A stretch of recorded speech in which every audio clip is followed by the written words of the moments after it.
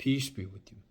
The story of Adam's fall from grace can be found throughout the Quran, and it is important to understand this story because it isn't a story of only what happened, but also the story of what can happen.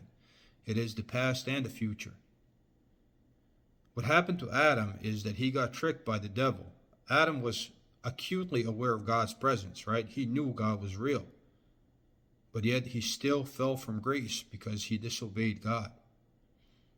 In the 7th chapter of the Quran, verses 19 through 21, we're told that God told Adam to live with his wife in the garden and eat from it whatever he wants, but do not approach the tree, one tree, or he will be of the unjust.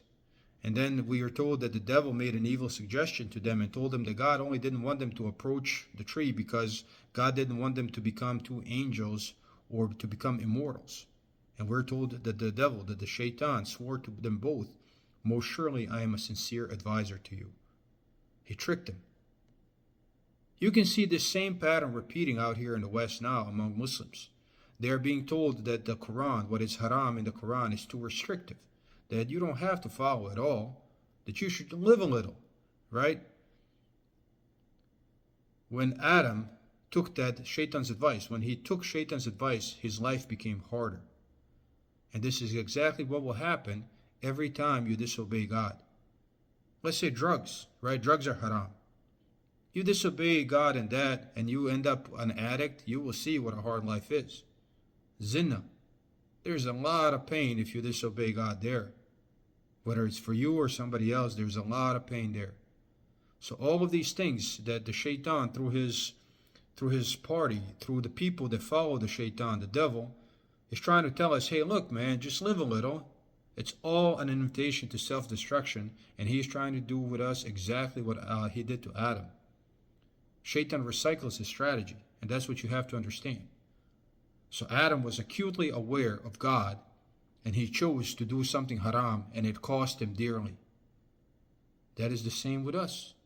If we claim to be Muslims, and we claim to be aware of God, and we claim that the Quran is the word of God, and then we choose to do what is forbidden, what is haram, we are participating in our own self-destruction by following the shaitan, by following the devil. You just have to understand that.